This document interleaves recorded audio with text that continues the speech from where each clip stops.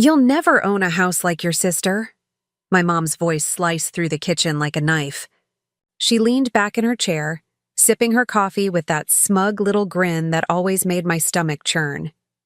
Beside her, my sister Allison smirked, flicking her perfect manicured nails against her phone screen.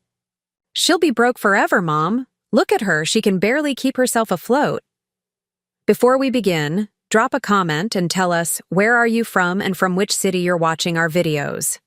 And after watching the whole video, don't forget to tell us what would you do in this situation. Be honest. Tell me in the comments below. We read every comment. Let's begin. The air was thick with their laughter. They didn't even try to hide it. My chest burned, but I didn't argue. I didn't defend myself. Instead, I smiled. A quiet, deliberate smile that made Allison glance at me twice. She didn't understand it. Neither did my mom. I held their gaze for a beat longer than usual, then stood, pushing my chair back with calm precision. Thanks for the reminder, I said softly, my tone so steady it caught them off guard. I'll remember this moment. I walked out, leaving their laughter echoing behind me. But inside I was shaking, not with weakness, but with the kind of fire that builds in silence. The kind that waits for the right moment to strike. Days turned into weeks. They didn't know the calls I made, the hours I worked, the deals I pushed through. They didn't know the nights I collapsed on my bed, exhausted but determined. They thought I was still struggling, still lost in their shadow, until the night my phone buzzed with an unknown number and the realtor's voice said, "Congratulations. The keys are yours." I drove straight to the house, heart pounding as I pulled into the driveway. It wasn't just any house. It was everything they said I'd never have. White siding, black shutters, a wide porch with a swing.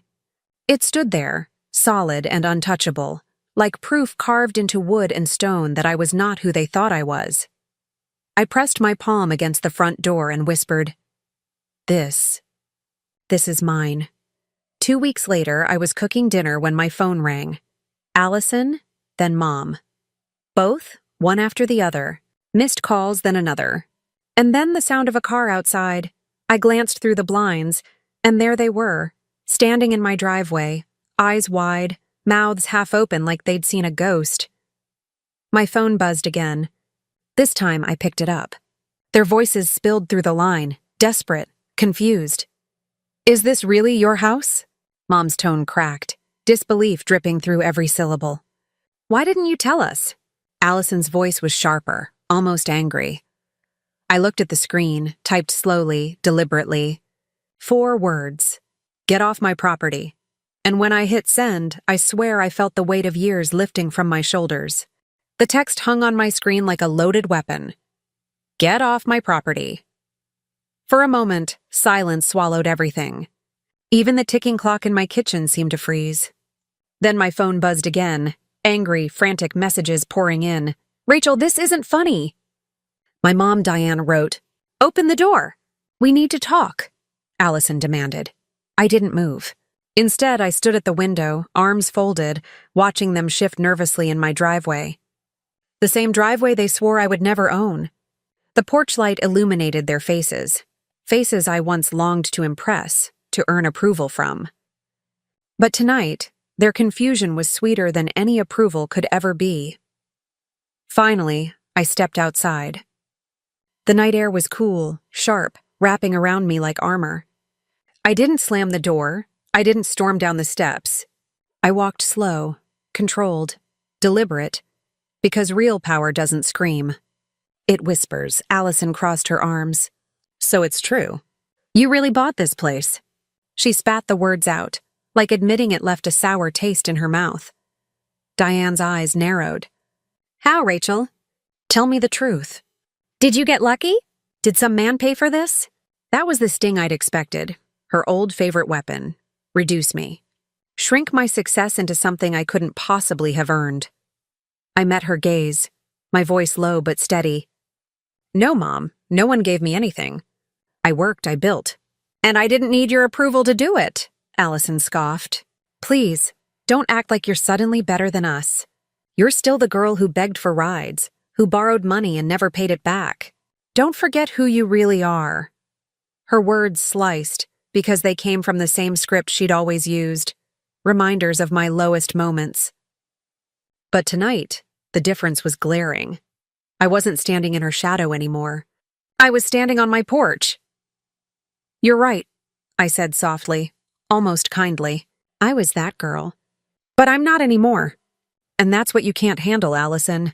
You can't stand the idea that I changed while you stayed the same. Her jaw tightened, but she didn't answer. Diane finally stepped forward, her voice cracking, softer now. "Rachel, we're family. You can't just shut us out like this. This house, it's too big for you alone. Don't you want us here? That word, family. The one they always weaponized. Family when they wanted something. Family when they needed to pull me back into submission. But where was family when they laughed at me? When they doubted me? When they shoved my dreams into the dirt?" I took a slow breath, the kind that steadied my fire. "You want the truth, Mom?" "No, I don't want you here. Not after everything you've said, everything you've done. This house is my proof that I don't need your pity, your approval, or your permission. And I'll never let you tear it down." For a moment, the night was still. Then Allison's face twisted, desperate, furious. "You think this makes you someone? You think a house makes you powerful?" I smiled again, that same calm, unsettling smile that had rattled her weeks ago. "No, not the house. The fact that I did it without you." Diane's eyes shimmered. Anger or shame, I couldn't tell. She opened her mouth, but no words came. The silence between us stretched until I broke it with the simplest, sharpest line I'd ever said to them. "Now, get off my property." Their faces froze. Diane looked like she'd swallowed glass. Allison's hand twitched, like she wanted to slap the smirk off my face. But she didn't dare. "Not here. Not now." They turned slowly, reluctantly, walking back to their car. The slam of doors echoed through the quiet street, and the engine roared to life. But before they drove off, Allison lowered her window, eyes blazing. "This isn't over, Rachel. Don't think you've won." I stepped back onto my porch, lifting my chin. "It already is." The car sped away, red taillights bleeding into the dark. I stood there for a long moment, breathing in the night, the weight finally gone. Inside, the house felt different. Warmer, brighter, like it had absorbed my victory. I sank into the couch, exhaustion mixing with adrenaline. My hands shook not from fear but from release. For the first time in years, I wasn't trapped by their voices. I wasn't the broken one anymore. And deep down, I knew this wasn't just about the house. It was about reclaiming every part of me they tried to destroy. But I also knew Allison. And her last words echoed like a warning. This isn't over, and if she wanted to test me, if she wanted a war, then maybe, just maybe, I was ready for it. Allison's warning, "This isn't over," echoed in my head like a storm brewing on the horizon. I knew her too well. My sister never handled losing with grace. She wasn't just bitter. She was dangerous in her own quiet, manipulative way. 2 days later, I found out just how far she was willing to go. It was a Saturday morning. The sun poured through my windows, and for the first time in a long while, I felt peace. I was unpacking a box in my living room when my phone buzzed, this time with a call from my boss. My stomach tightened. "Rachel," he said carefully. "I need to ask, is everything okay?" "Of course," I replied, confused. "Why?" He hesitated, then sighed. "Because I got an email this morning. Someone sent anonymous messages claiming you lied on your resume, that you faked projects, that you're using questionable money to buy a house." The room spun. My grip on the phone tightened. "That's not true," I snapped, heat rising in my chest. "I know it's not," he said firmly. "Your work speaks for itself. But Rachel, whoever sent this, it was detailed. Personal. Someone's trying to hurt you. I didn't need to guess who." My blood went cold, then hot with fury. Allison. After hanging up, I sat in silence, pulse racing, mind spinning. She wasn't just mocking me anymore. She was trying to ruin me. I stared out the window at the neighborhood I'd worked so hard to join, and for the first time I saw shadows in every corner. Not from strangers, but from family. That afternoon, my mom called. When I ignored the first 2 rings, she sent a message. "We need to talk about Allison. She's upset. Don't be cruel, cruel." That word made me laugh bitterly. They called my silence cruel, but Allison's sabotage was just her being upset? I didn't respond. Instead, I drove. My hands gripped the wheel tighter than I realized, knuckles pale as I headed straight to Allison's condo. When she opened the door, her smirk was waiting, like she'd been rehearsing it. "Rachel," she drawled, leaning against the frame. "To what do I owe the honor?" "You know why I'm here," I snapped, stepping inside without invitation. The emails, the lies. Was it worth it? She didn't flinch. She didn't deny it. She actually laughed. "Oh, come on. Don't act like you're some victim. You think buying one house makes you queen of the world? I had to remind people who you really are. You're nothing, Rachel. Always have been, always will be." Her words were poison, each syllable designed to strip me down. But this time the venom didn't sink in. I leaned closer, my voice low, steady. "You had your chance to keep me small. You lost, and now? Every move you make just proves you're terrified that I've outgrown you." Her eyes narrowed. "Careful. You think you're strong, but one mistake and it all crumbles." I held her gaze, fire in my chest. "Then watch me build it back stronger. Because you can't destroy me anymore, Allison. You can only expose yourself." The days that followed were tense. I went to work expecting whispers, side glances. But instead, I found the opposite. My boss called me into his office, his expression firm but supportive. "We looked into everything," he said. "Rachel, not only were the accusations false, but your performance has been exemplary. You're being considered for promotion." Relief crashed over me so hard I had to grip the chair to steady myself. "Thank you," I whispered. He gave me a look, one that said he knew someone was trying to tear me down. Sometimes the people closest to us want us to fail the most. Don't let them.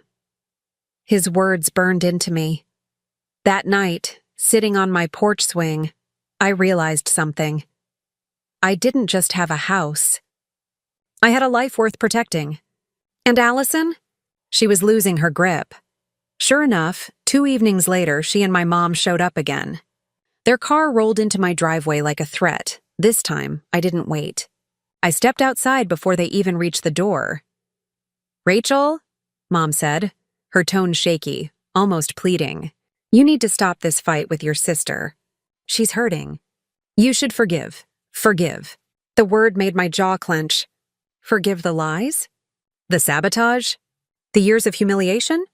Allison crossed her arms, her smirk weaker now but still clinging. "We're family. We'll always be tied together. You can't just cut us out." I stepped closer, every word deliberate, sharp as glass. "You're right. We'll always share blood. But family isn't blood. Family is respect. Family is love. And you've never given me either." Diane blinked, shocked by the firmness in my tone. Allison scoffed, but her eyes betrayed a flicker of fear that her control was slipping for good. I took a deep breath, my heart steady. "So listen carefully. You don't get to walk into my life, my home, and dictate terms anymore. This is mine. My choice, my peace. And if you can't respect that, then yes, I'll cut you out, for good." The silence that followed was deafening. Diane's lips trembled, torn between defending Allison and realizing the truth. Allison just stood there, pale under her defiance. Finally, I said it again. The line that had become my shield, my victory. "Now get off my property." And this time, they didn't argue. The night after I told them to leave, I thought it was over. I thought my words had finally driven the point home. But Allison was like a shadow, always lurking, always plotting. And when people like her feel powerless, they get reckless. 3 days later, I woke to the sound of tires screeching outside. I threw on a sweater and stepped onto the porch, heart pounding. Allison's car sat in my driveway again, headlights glaring. She was pacing by the hood, phone in hand, fury written all over her face. The sight almost made me laugh. After everything, she was still here, still clawing for attention. Allison! I called out sharply. What now? She spun on her heel, eyes blazing. You think you've won, don't you? You think buying this house makes you untouchable? You humiliated me. You embarrassed Mom. You made us look like fools. I folded my arms, my voice calm, steady. I didn't have to make you look like anything. You did that all on your own. Her lips trembled, anger spilling over. You'll regret this. I'll make sure you do. The threat hung in the air, sharp as glass. But I didn't flinch. I stepped off the porch, closing the space between us until I could see the cracks in her mask. No, Allison. I regret nothing. You've spent your life tearing me down, and for once I stood up. That scares you, doesn't it? That I don't need your approval anymore. Her jaw clenched, but I kept going, my voice gaining strength with every word. You wanted me to fail so you could stay on top. But here's the truth. You're drowning, Allison. Drowning in bitterness, in envy. And all I had to do was stop giving you power. For the first time, she had no comeback. Just silence. That's when Mom's car pulled in behind her. Diane stepped out, her face pale, almost fragile. She looked at me, then at Allison, and something inside her seemed to break. Enough! Diane's voice cracked through the night. I can't do this anymore. Rachel's right. We've treated her like she was nothing. We laughed at her, doubted her. And now she's standing here stronger than either of us. Allison's eyes widened, betrayal flashing across her face. Mom! But Diane cut her off, tears brimming. No, Allison. You've crossed every line. Sending lies to her boss? Trying to ruin her? That's not family. That's cruelty. The silence that followed was heavier than any argument we'd ever had. My chest tightened, not with anger, but with something deeper. A grief for the family I never really had. I swallowed hard, my voice low. You always told me I'd never own a house, never have a future. But look around. This house isn't just walls and a roof. It's proof that I built something without you. And the best part? I don't need your approval to keep it. Diane looked down, shame etched into her face. Allison, though, turned red with rage, clinging to her last weapon, her pride. You'll regret cutting us out, she hissed. One day you'll come crawling back. I shook my head, firm and unyielding. No, that was the old me. The one who begged for scraps of love. The one who believed every cruel word. That Rachel is gone. And if you can't accept who I am now, then I don't want you here. I stepped back onto my porch, gripping the railing as if anchoring myself to this new life I'd carved out of nothing. My voice carried across the driveway, sharp, final. Get off my property. This time there was no hesitation, no threats. Just silence as Allison's fury crumbled into something uglier, defeat. She climbed back into her car, slamming the door so hard the windows rattled. Mom lingered for a moment, her eyes heavy with regret before following. Their cars rolled down the street, disappearing into the night. I stood there long after they were gone, the cool air wrapping around me.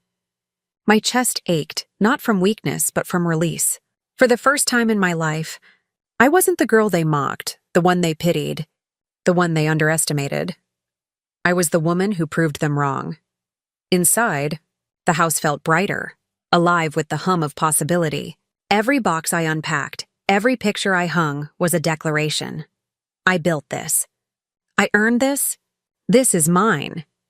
And though part of me grieved the family I wished I'd had, the rest of me knew the truth. Sometimes the greatest victory isn't revenge. It's peace. I sat on the porch swing that night, the stars glimmering above, and whispered to myself the 4 words that had set me free. Get off my property. And for the first time, I believed them with every fiber of my being.